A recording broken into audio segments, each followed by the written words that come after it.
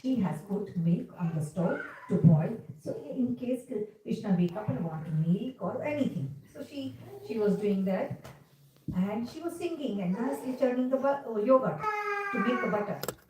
And there was a big churning pot which is made out of the clay and the rod and like this, like her pen. I didn't wear bangle, but yeah, it makes noise and musical sound. And all this is thinking about Krishna.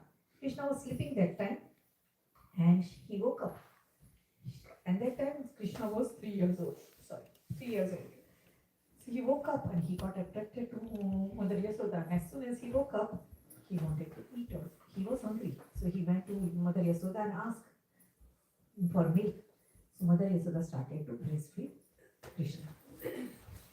And as soon Mother Yasoda started to breastfeed Krishna, the milk on the stove started to think, I'm supposed to be fed.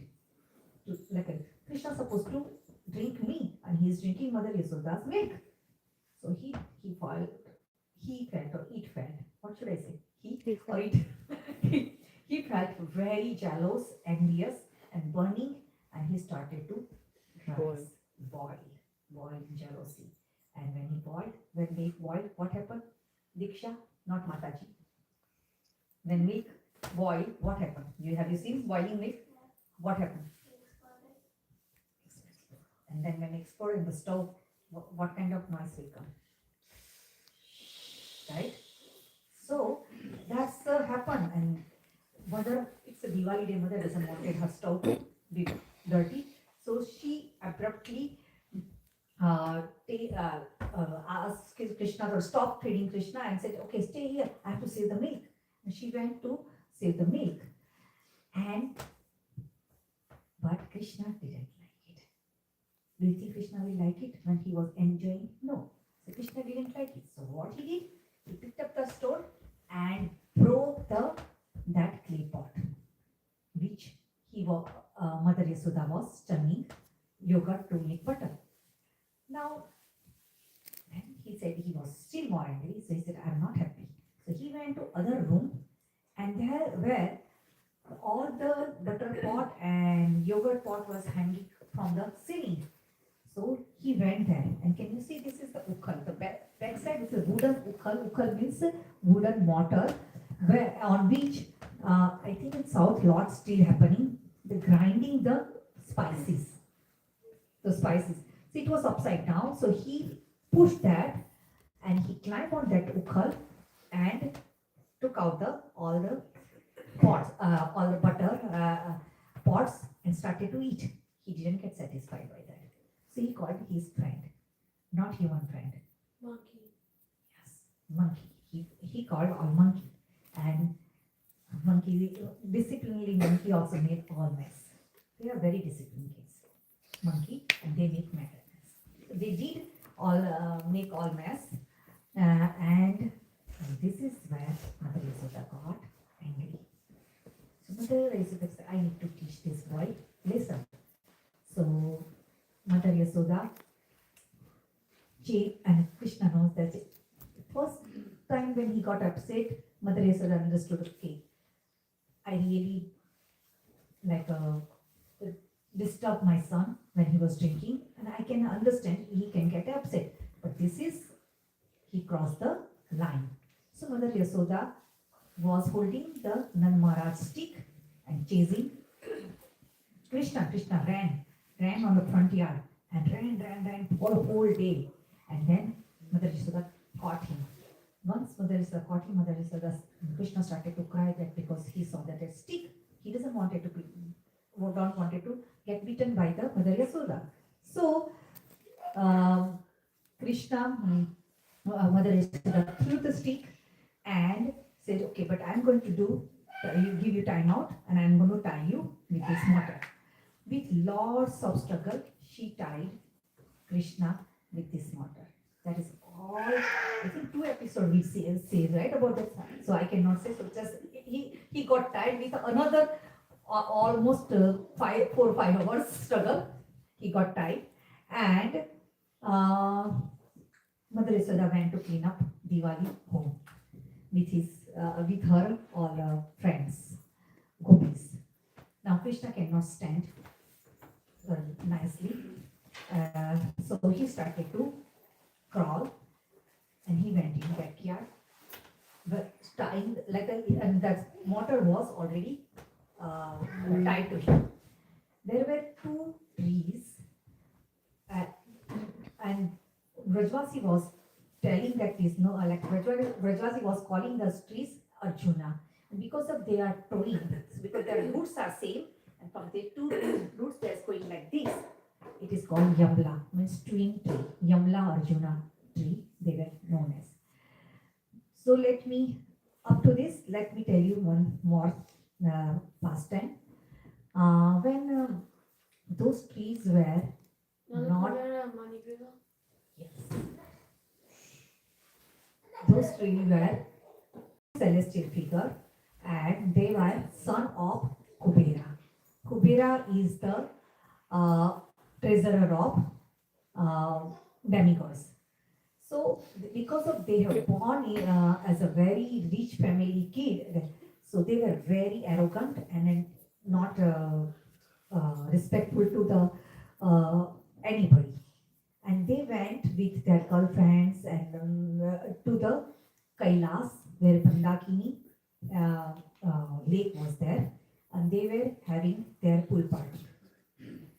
That is, Kailas is the very holy place in Bhagavatam. So if you look at this, this is in Bhagavatam set. You know, that's a nice thing. You did good. Thank you. So this is Bhagavatam set. And Canto 10, this story is there. It is a very, it is pilgrimage. So what to do and what not to do. Not to do pool party, not to go there and do the drinks, take the drinks, but they were taking drinks. So Narad Muni didn't like it. So Narad Muni was not passing, he went to that place.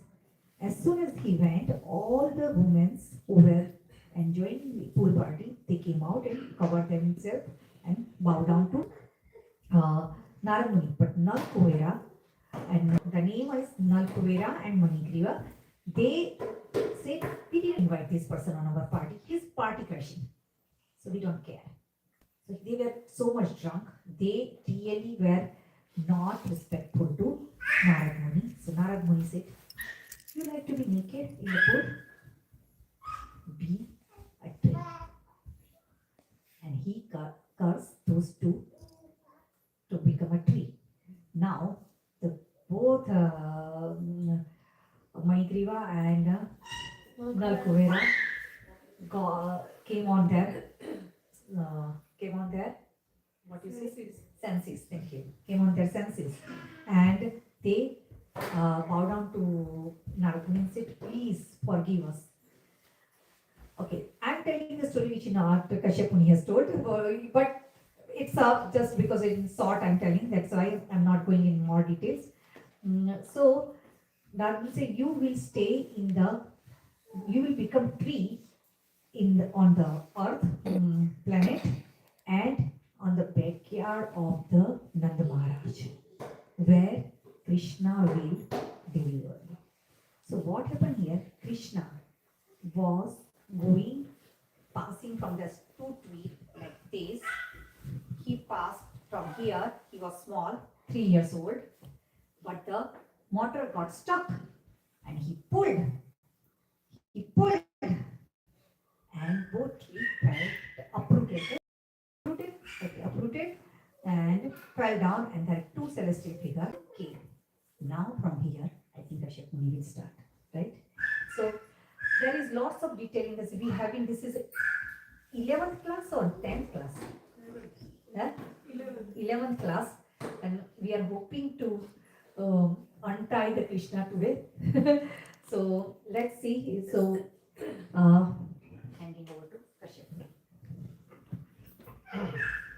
Hare Krishna. Hare Krishna. Thank you, Srinivasa Prabhu and Jai Mataji for hosting this wonderful program of Deep Tang or Damodar Leela. So please give a big round of applause to Prabhu and Mataji. Who liked the prasadam? We all Haribol. Haribol. Thank you so much for doing that.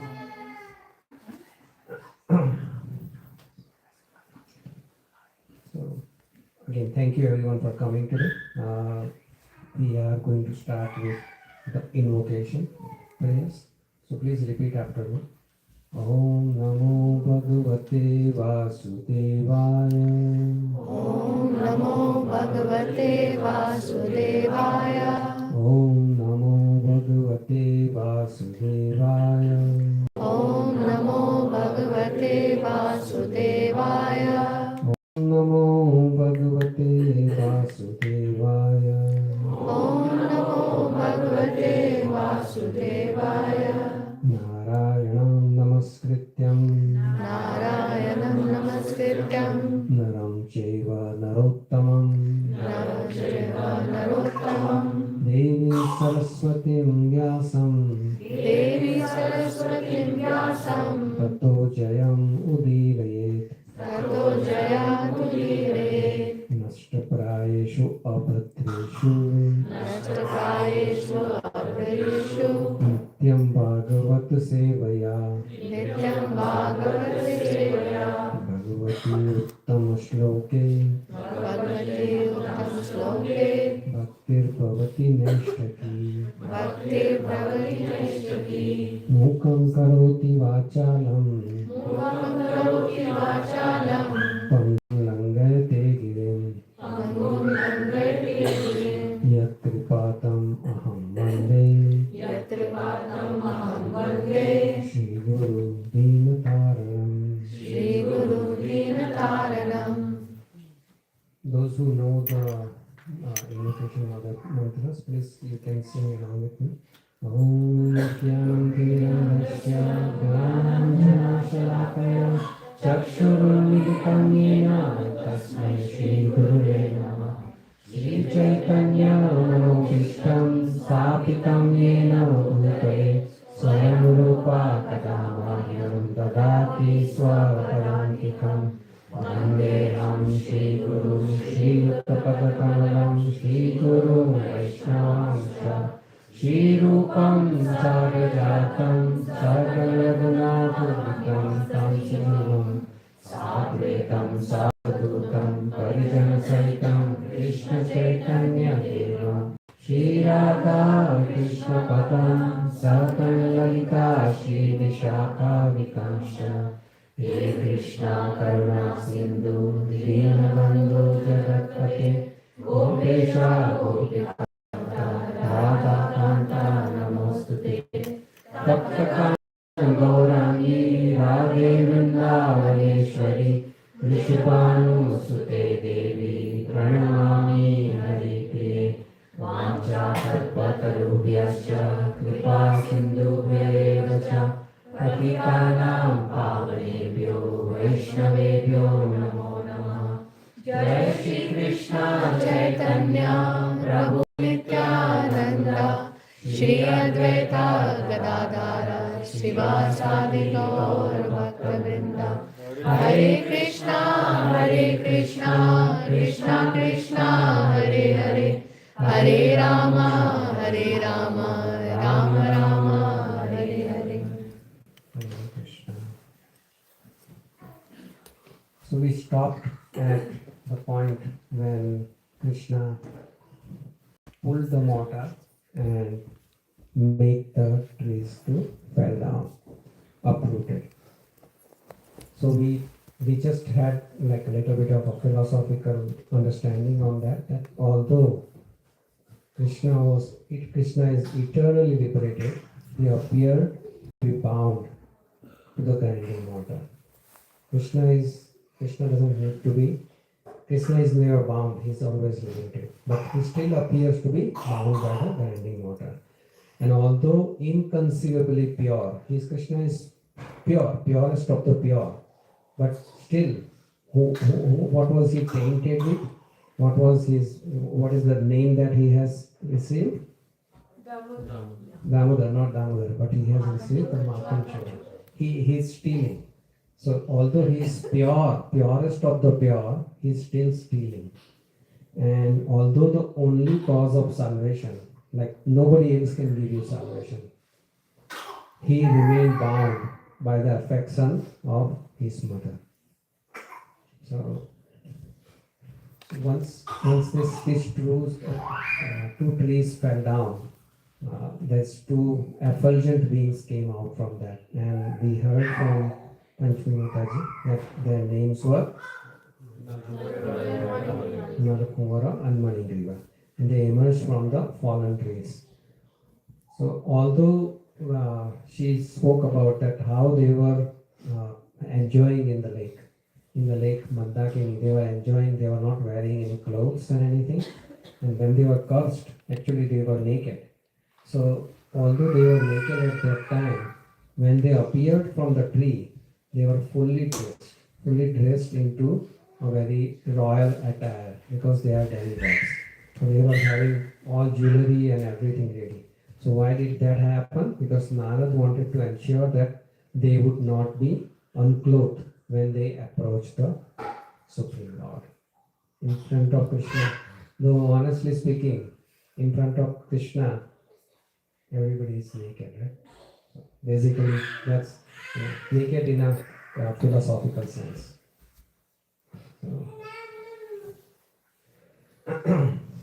So without hesitation, both of them, what did they do? What would they do first? Any guesses? Bow down to Krishna.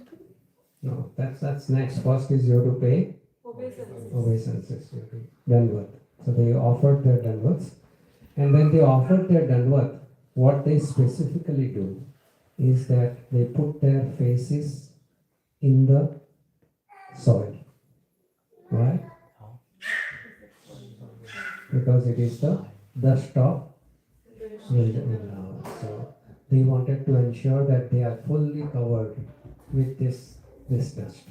So they put their head down and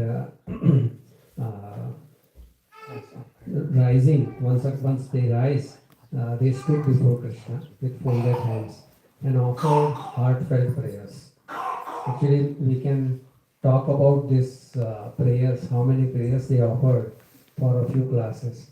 So I'm not going to go into that detail, but in short, they offered heartfelt prayers. And Krishna was, he was kind of not paying attention to them. He continued to play with the rope. You remember, anyone remember what was he doing?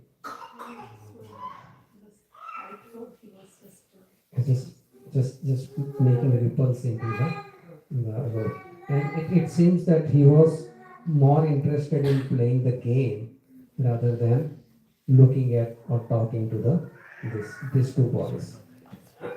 After a moment, then Krishna dropped the rope and he felt that I need to pay attention to these two people. And when those twins, they saw Krishna paying attention, then they started to speak to Krishna. Oh Krishna, oh Krishna. And then Krishna looked up to them. And then they talked about how they were cursed by Narad Muni and how they end up here and now how fortunate they are to be, being delivered by Krishna. So they started to say all those things. Okay, that's fine. I think he disconnected the phone or something, but okay. So, so he. No.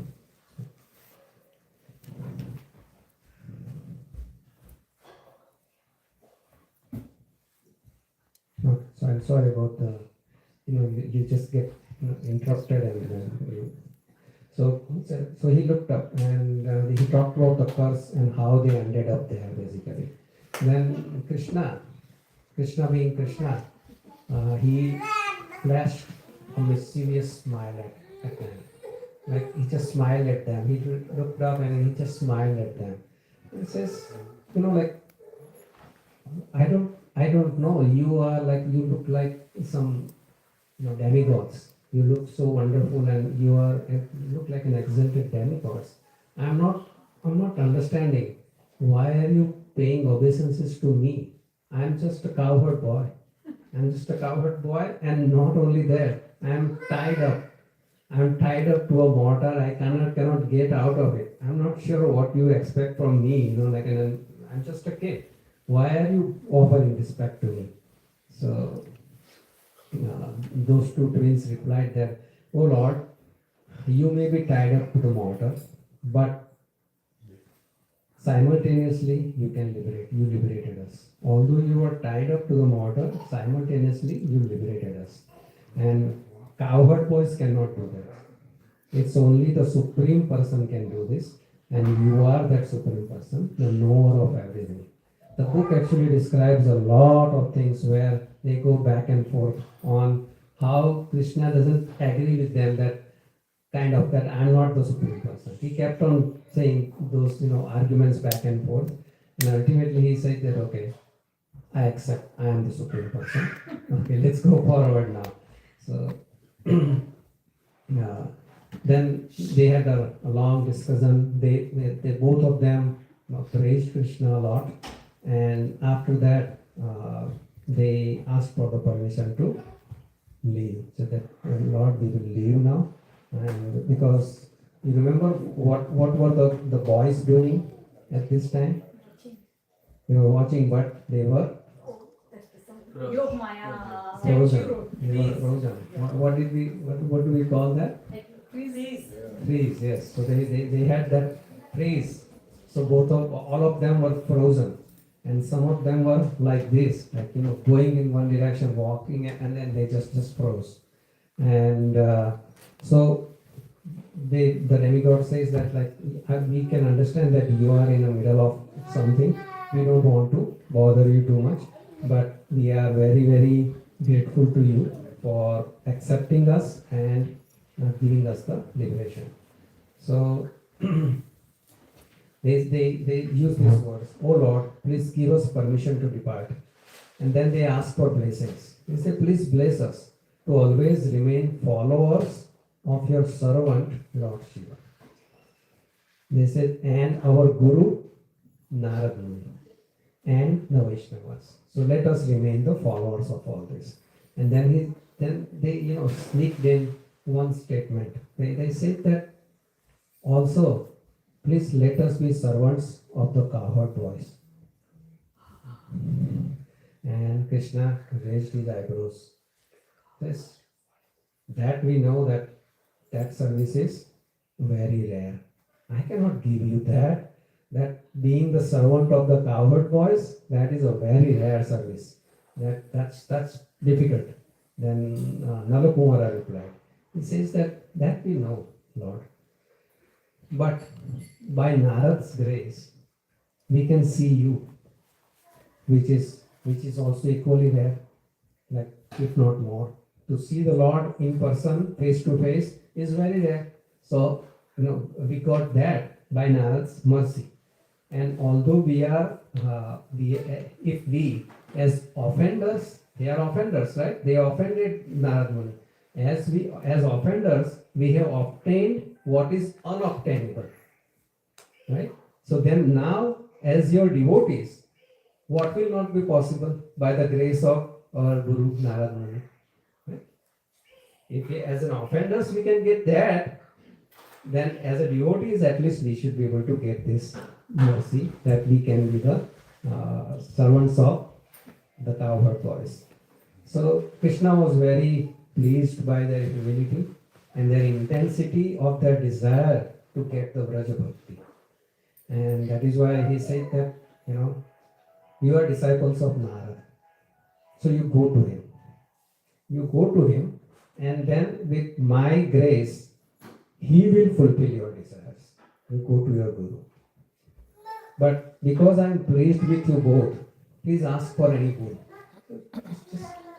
I am so happy with you. Just ask for any other boon. So these guys were also like, when someone gives a hand, they want to grab the whole thing. So they had a list of boons that he said a boon, one boon, and they gave a list of boons that they wanted. And some of these boons that they are asking, they are all spiritual boons, so no issue. Oh Lord, if you are pleased with us, then bless us with pure devotion and mastery over the 9 limbs of Bhakti. What are the 9 limbs of Bhakti? Kirtana, Very good. Yes. So these 9 limbs of bhakti. Yeah, he didn't say that just little bit of that. He said mastery of these 9 limbs of bhakti. And he said that bless us that our mouths may always sing the divine attributes of your lotus feet, of your affection for your devotees, of your beauty. Bless us that our tongues never touch the subject of yoga or sacrifices, what to speak of sense enjoyment. May our minds be absorbed in your pastimes and divine nature without wandering to other things. May our 2 ears incessantly and attentively hear topics about you, including how you empower Brahma to create. But please do not let our ears be attracted to mundane sounds that have no pure rasa. And Krishna said, Tathastu. So be it. And they left for their own abode. So this is where we finished one chapter. And we are going to the next chapter now in this book, which is chapter 11. Nand Maharaj releases Krishna. So Nand Maharaj is going to release Krishna in this chapter. Hopefully today. So with the 2 demigods are gone, and Krishna is resuming his role as a cowherd boy, because that's what he is in the Vrindavan. So still finding the game of this pulling the mortar very interesting or a novelty. What Krishna did is he repeatedly threw it closer to him and then kicked away, laughing all the while. But then after a while he felt lonely because he forgot that his friends are frozen. And then he remembered, then he said, I think I want to play with my friends. I don't want to be alone. So what he did is he just simply called. He signaled with his right arm, like, come, like that. And then he said that, Sridham, come and see what happened. Let's play here. So he is near the trees, where the trees have fallen. So he says, come here, we will play. So he just called his friends. And the moment they heard his Krishna's words, they were able to move. They were able to unfreeze. And they were free to move. So now some of them, as I said, they were like this, right? So they lost their balance and fell down. As soon as Krishna says unfreeze, then they all fell down. That we are in that position. So they fell down, they rise to their feet and they ran to the fallen trees. So when the boys closed in to Krishna, like there were a few friends, Krishna is sitting on that mortar or on the tree branch, whatever, and then they all just went towards him. And it seems like the swarm of bees, like the bees are going to an open honey pot. If there is an open honey pot, and the way that the bees will rush to that, the same way all the boys rush to Krishna. They embraced Krishna and they caressed his limbs. They checked his limbs. Did you get hurt? Did you, the trees have fallen. Did you get hurt? And Krishna says, no, I am unharmed. Don't worry about me. You are safe now. And one of them says, don't worry, we are here to protect you now. So, but wait till your mother sees your latest antics. You are in trouble. They say.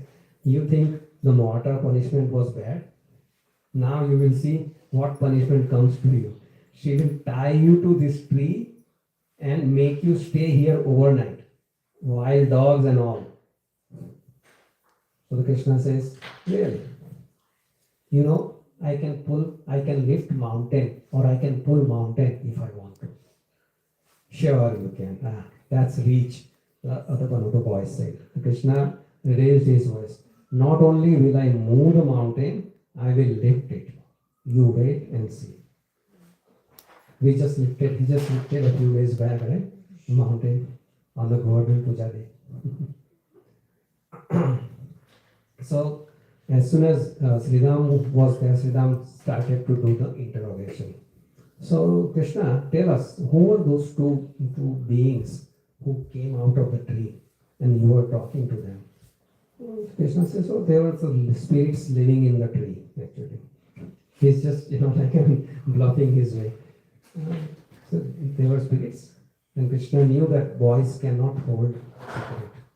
If he tells them everything, then they will not be able to hold that secret. They will tell everybody. So he just simply, he didn't want to bring his mother's anger. So he says, it's just, you're making it like sound very, very, not very interesting. He says that their term of their curse expired, and so they broke out of their tree forms and they toppled the trees.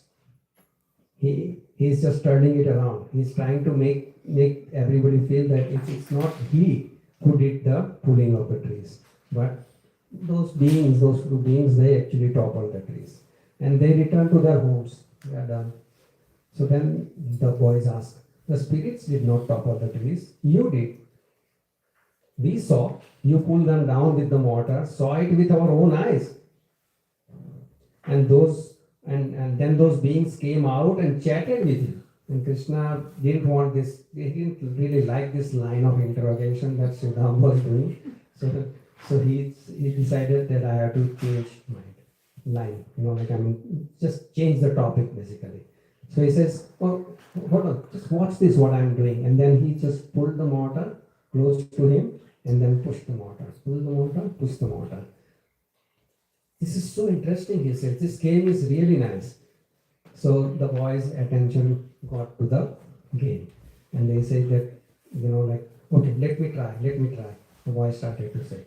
So, but none of the boys could even budge the mortar from one place to the other place. And only Krishna could do that. So, when the trees fell down, all the Brajvasis, they were under a shock. They felt that something really big and bad has happened. And some of them fainted, and some of them just got disturbed, and people were like very, very scared. And afterwards, when they came back to their senses, they were perplexed. They were thinking that where did this noise come from? They couldn't figure out, they couldn't understand where the sound came from. So the whole Gokul village was in a state of confusion. But some gopis were they were coming from Raval, and they were going towards the Nanda Maharaj's palace. So when they saw that the tree had fallen, then they concluded that this falling tree had caused this thunder spike, or the sound of it. So without asking the boys and just guessing, they ran. They thought that this is the work of a demon. They rushed uphill to inform Mother Yashoda. So they went upstairs. And then when they went to inside, and they said to the Queen Yashoda that, "Oh Queen, the two trees that always fulfilled our desires have fallen on your son." So they just simply, guessed and continued. It's like the gossip that you start off with one thing and it ends up with something completely different, right? It's like that. So they just simply exaggerated that it's fallen on your son. Come with us and rescue your son from the jaws of death. So the only thing Yashoda heard was, trees have fallen on Krishna. And she was beside herself. And in the anxiety, she just fainted. She fainted. And other ladies tried to, awaken her, that let's go and help Krishna. But she wouldn't, come out of into her senses. Why? Because in her, consciousness, she is running to the tree. She is already running to the tree. So she didn't want to come out from that. In her consciousness, she was already running to the tree. So she didn't wake up from her being unconscious. So now Nanda Maharaj also received the news of this happening, the falling trees. So he led his court to the Arjun trees, that let's go and check it out. And then they were all discussing while coming, looking at indeed, the trees have fallen. I think this is the work of a demon or something like that, because such a big trees, how could they fall? They looked up in the sky, there is no wind, There is no rain, there is no storm, nothing is, there is no earthquake, nothing has happened. Then it must be a work of some kind of a demon. And they looked around, but they couldn't see anything. There does not appear to be anyone around. Then Brajvasis speculated in many ways. And then cautiously they started to move towards the tree. Some of them had some makeshift weapons. What are the makeshift weapons? The stick that they used to herd the cows, and some of them had some churning rods, even churning rods as a weapon. They just think that somebody is here, somebody has done something, so let's go and fight. And Nand Maharaj had soldiers because he is a king. He had some soldiers, so they had some spears, swords, and some bows.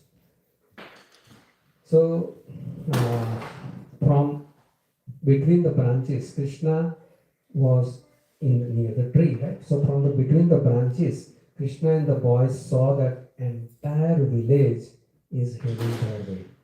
The whole village is heading their way, and they knew that their game is come to an end. So one of the boys says, all of the Vrindavan is coming our way. Oh, this is really serious. And then one boy said, Krishna, you are really in trouble now. So Krishna says, what do you mean? I am in trouble. I thought we were a team. Why just me? So being tied to the mortar, Krishna could not move from there, right? He's still tied to the mortar, so he cannot just go and hide somewhere else. So he says that, okay, what we are going to do? We are going to hide behind the trees. The trees had a big crown, and the foliage, the leaves were, because it was this Diwali time, so it had a lot of leaves, and I don't know why on the Diwali time it should be a fall time. Right? In India, I'm not sure, but there was more rain and there was lots of leaves, and it was full of leaves, so they could easily hide behind the trees. So as they are hiding behind the trees, they started to talk among each other, because boys are going to be boys, right? Like they are not going to be quiet. They started to talk that like this is going to happen, that's going to happen. Somebody is and all of them were actually touching Krishna, because they were all huddling. They were all huddling, and they were all in ecstasy. They were so happy that they could not keep quiet. They were so excited about the whole thing.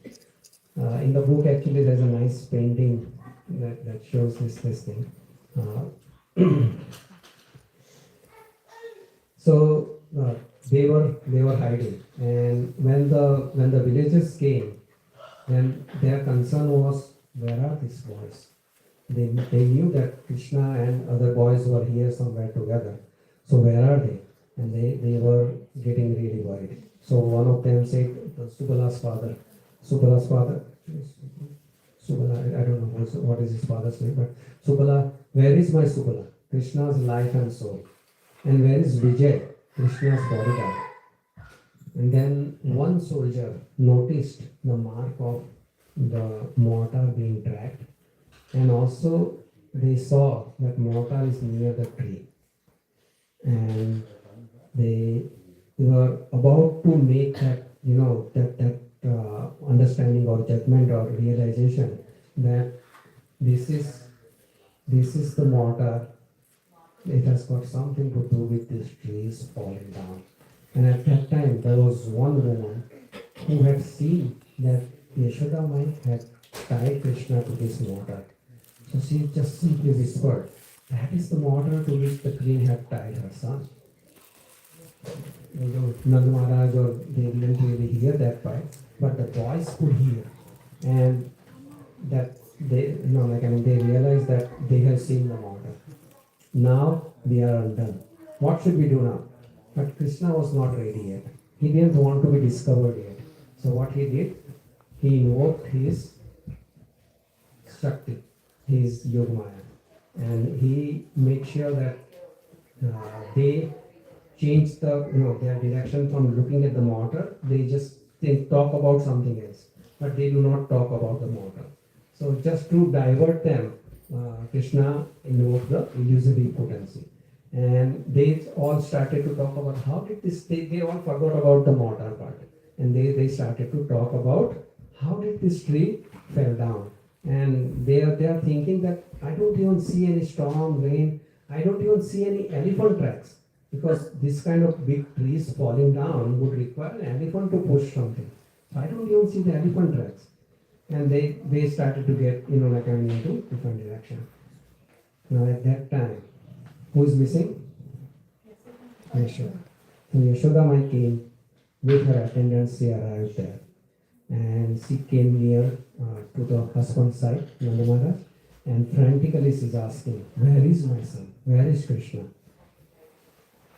So Mother Yashoda's loving ecstasy and Vrajavasi's love combined, that emotion was so powerful that the influence of Krishna's Maya, it just dropped. So whatever, Krishna had invoked the Maya, but that did not, stay active. And it is said that the force of devotees' pure ecstasy can reach out such heights as to neutralize Krishna's divinity. Where has this happened before? We talked about this in the previous classes. Where Krishna cannot keep his disguise. Sorry? In front of Mother Yashoda, and before, after or before, whatever, Radharani. You remember afterwards when they are doing the Rasa Leela, when Krishna disappears, when he takes the form of Narayan, but he cannot keep the form of four-armed Narayan in front of Radharani. The moment Radharani comes in front of him, he has to become completely Krishna, Gopa. He cannot have any other form in front of Radharani. Similar to that, this emotions and this ecstasy of Mother Yashoda and others, Krishna could not, keep the divinity, the Maya. So he was unable to remain hidden from the Vrajavasis. His game was up. So without waiting for his friends, he just stood up. He rose through the leafy cover, very calm, fearless, and innocent. And his friends also stood up with him. And then when Vrajavasis naturally saw that, the boys are here. So then they say, boys are here, our boys are here, everybody is here. And everybody's attention went into that direction. So unlike the Vrajavasis could not connect the mortar to the falling of the trees. But who could connect that thing is someone who tied him to the mortar, Yashoda Mai. So Yashoda Mai could connect these two incidents. She thought that is it that he is the one who is responsible for pulling these trees down? And then she was thinking that all day I have been experiencing these mystical experiences with Krishna. He, like the rope of the entire village was not enough for me to tie him up. And then I ended up tying him. But I don't think that I can, I doubt that. I think this must be Krishna's work. And that is what she thought of. And then as she thought of that, she also thought that what if these trees would have fallen onto Krishna? Right now Krishna is safe, but she's already out of that chamatkar or this thing that Krishna is doing. She was already out of that. She was thinking that, what if he was hurt? And that made her very, very embarrassed. And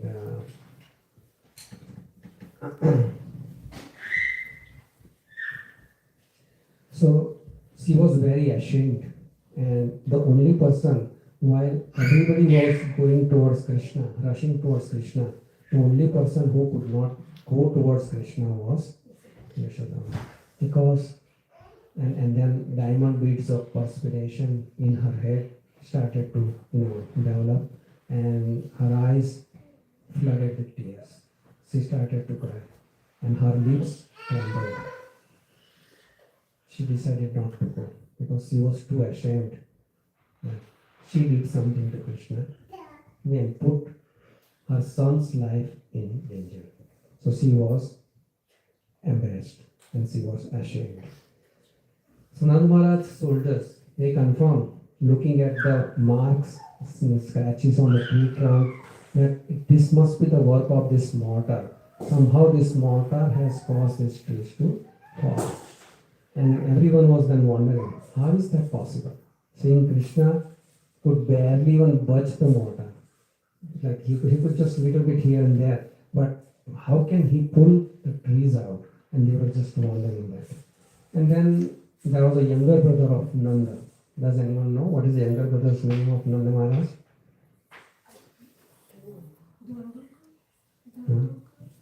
Nanda. Nanda Maharaj's younger brother's name is Nandana. The elder brother is Upananda. The younger brother is Nandana. So, O king, he said to the king, O king, since these children have already seen Krishna doing something, why don't you ask him? Yeah. So let's go and talk to these boys. And when they ask the boys, do you think the boys will talk one by one or somebody will? No. They all in the unison, they said only one thing. It was Krishna. He did it. No one. And not because they wanted to, rat him out or something like that. But they were so proud of Krishna. They were so proud of Krishna that Krishna actually felled these two trees. So that's why they wanted to, and he talked to the celestial beings. He liberated them. Maybe they didn't know that much, but at least he knew. They can see that they were paying obeisances to him. So they were all very proud. So then they described everything that, this happened and that happened, and this is how the celestial beings came out, and Krishna was chatting with them. And you think the Rajvasis will believe in them? No. Nobody believed in them. It says, what kind of stories these kids are making up? So the boys added the details, but still nobody believed them. Then Nand Maharaj moved closer to his son.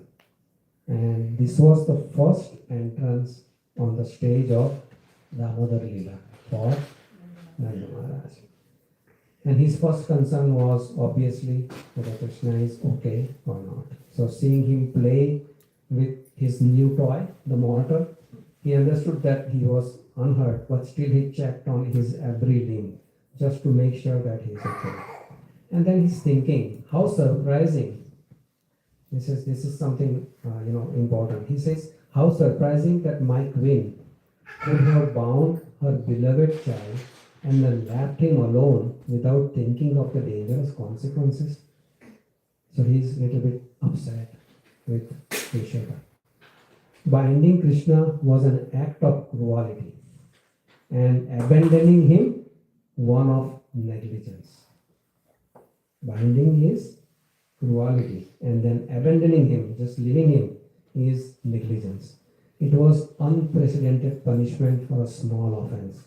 Certainly, my queen did not give this act careful consideration.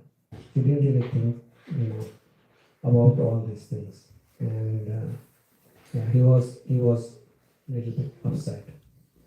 But although he thought in this way, the king had no doubt. He had absolutely no doubt about the extent of his wife's love for Krishna.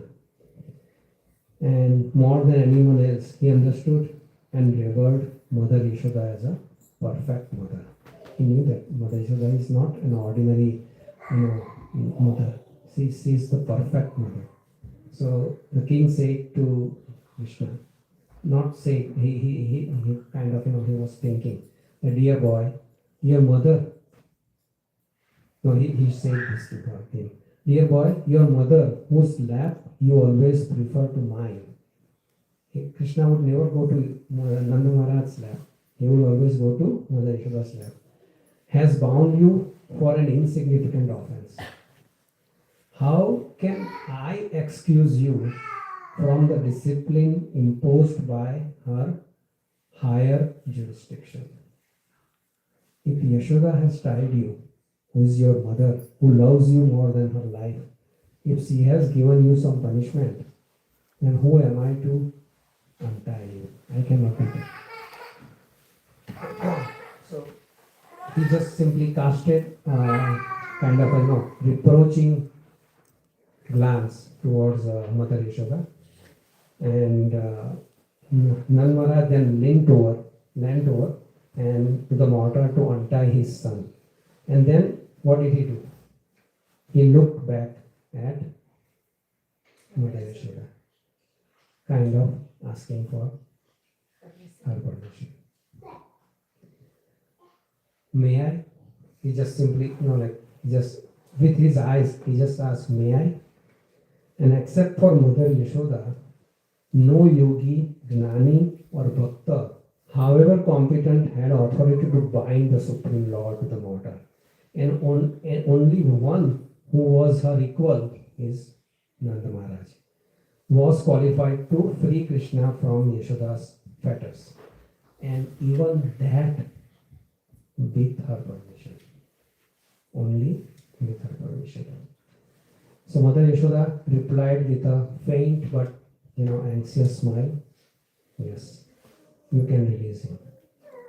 So with this empowerment, Nanda Maharaj first untied the ropes binding the mortar, and then he turned to Krishna and untied the ropes from Krishna's waist, repeatedly chanting. What is he chanting?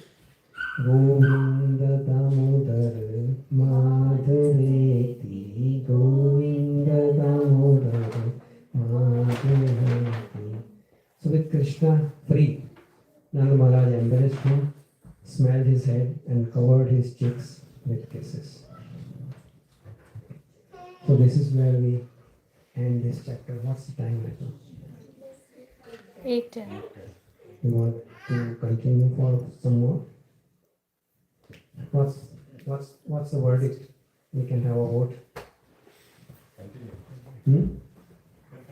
Continue for a few more minutes. Okay, so just to give you, the part that is going to start now and that we are going to continue on Tuesday in our final version. It's little bit emotional, and it might be, I don't know, I will definitely would love to do that, but it's going to be a little bit emotional kind of pastime of Krishna. Okay, so we'll go for maybe a few minutes more. So this is chapter 12. Everything ends in a transcendental bliss. So when the rope dropped from Krishna's midriff, his playful mood, he was in the playful mood. He was playing with the mortar and just having fun. All that completely evaporated. And in the spirit of he mistreated child, he was in the spirit of now mistreated. His mother did not treat him nicely. She tied him to the mortar. So in that spirit or in that mood, Damodar started to cry and tearfully reached his arms towards his father, pleading, "Father, Father." And Nand Maharaj, bending low, lifted his son and held him close to his chest, just the way we get it.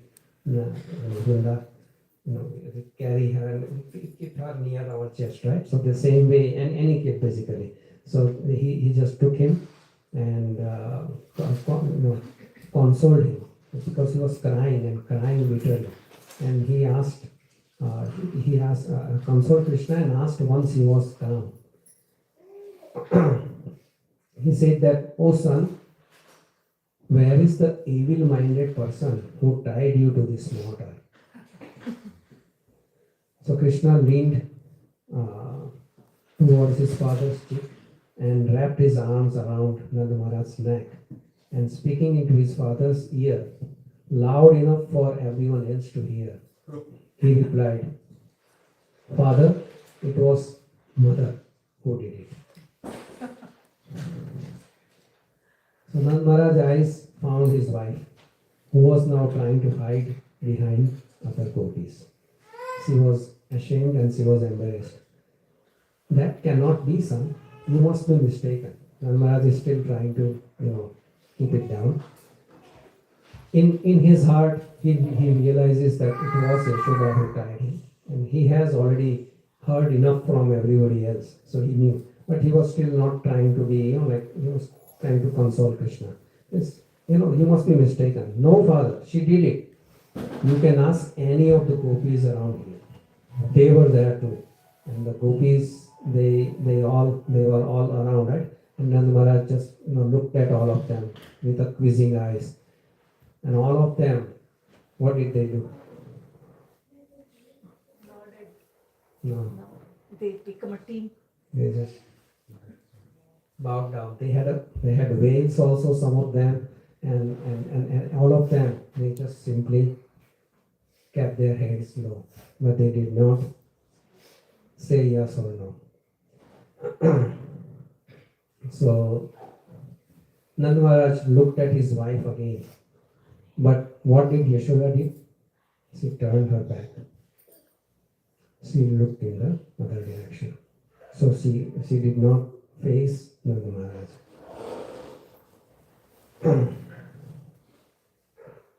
Although the king was upset that his son had been placed in jeopardy or in the mortal danger, he knew that Yashoda Devi was indeed the culprit.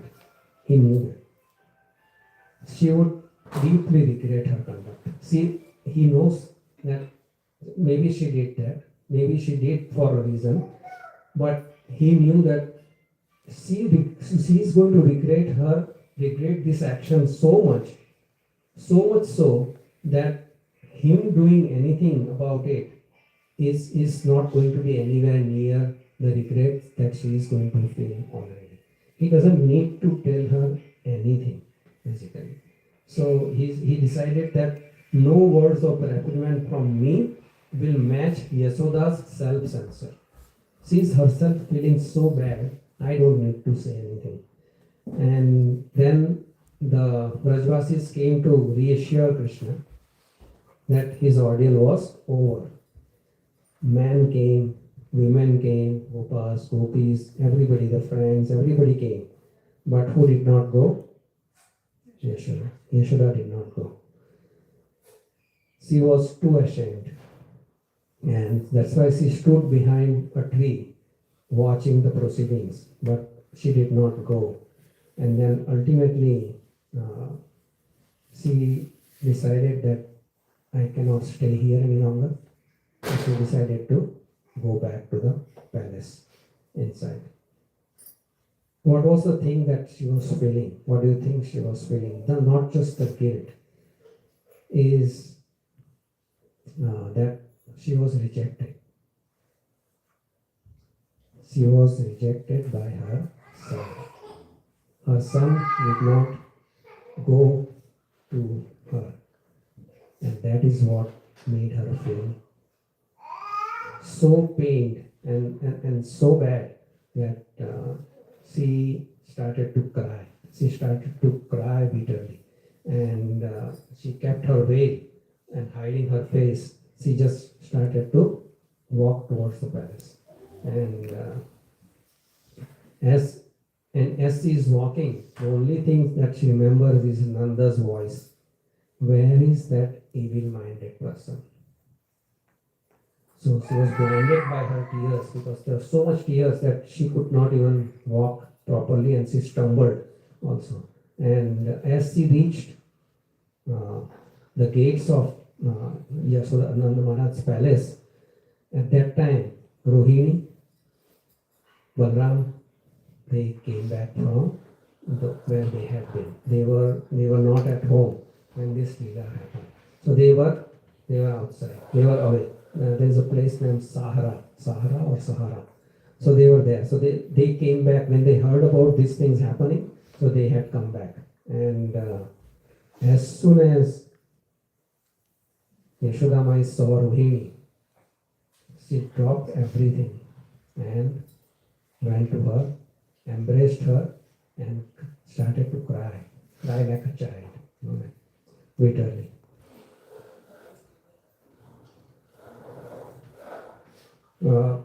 Yashoda ran into, so no, neither Rohini nor Balram were expecting such a sorrowful Yashoda. They were never seen Yashoda Mai to be so sorrowful. So they were very shocked. And so Rohini Mataji, she asked her son, who is Balram, he says, go to your brother and bring him back to the palace. So because she knew that the only cure for Yashoda's sadness is an embrace from Krishna. And that's all is going to do everything. So she didn't know the whole story. So she just sent Balram that can you go and get Krishna? And as she left, as Balram left, then she took Yashodama into the palace, and they went into the palace, and there is a quarters of Yashodama. So she just took him there. They closed the door, and then she continued to cry there. And they just simply locked themselves into that particular room. So, so we'll talk about the next part in Tuesday. So thank you. Hare Krishna.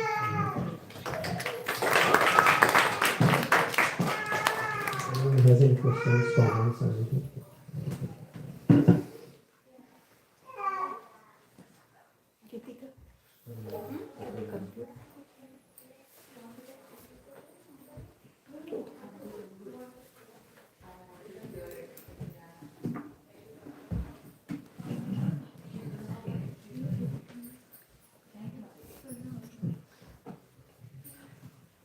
Anyone has any question? I have one, but I always have question. I'm a master of question. Any comment, reflection, anything? Prabhuji, I have a question. Why did she feel that her son rejected? Because after he was released, in normal circumstances, what would Krishna do? He will look for his father. Oh, okay. He did not. He went to his father. He normally doesn't go to his father. He went to his father and did not go to Yashoda. That felt so bad. Okay. No questions?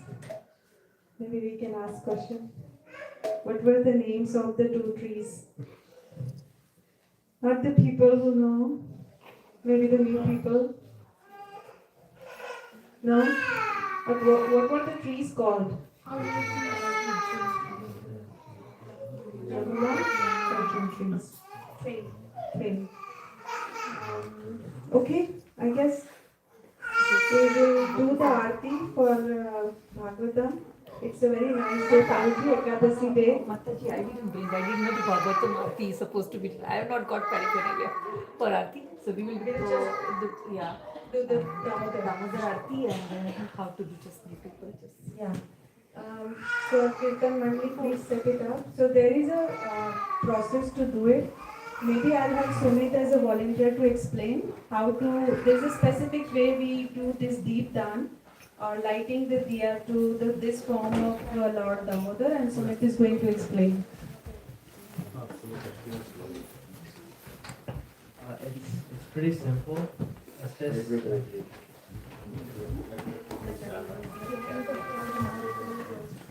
so it's pretty simple. Basically, you spin it in a clockwise motion. So like this way. So you start at the feet. You spin it 4 times clockwise at the feet. You go to the belly 2 times at the belly, and then you go up to the face 3 times at the face, and then 7 at the whole, like the whole day. So 4 at the feet, 2 at the belly, 3 at the face, 7 whole thing in a clockwise motion. 4, 2, 3, 7.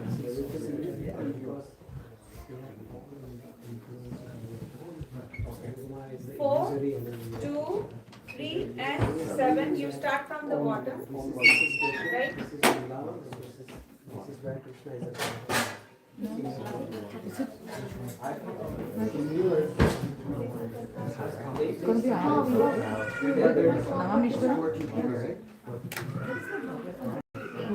Sorry. But I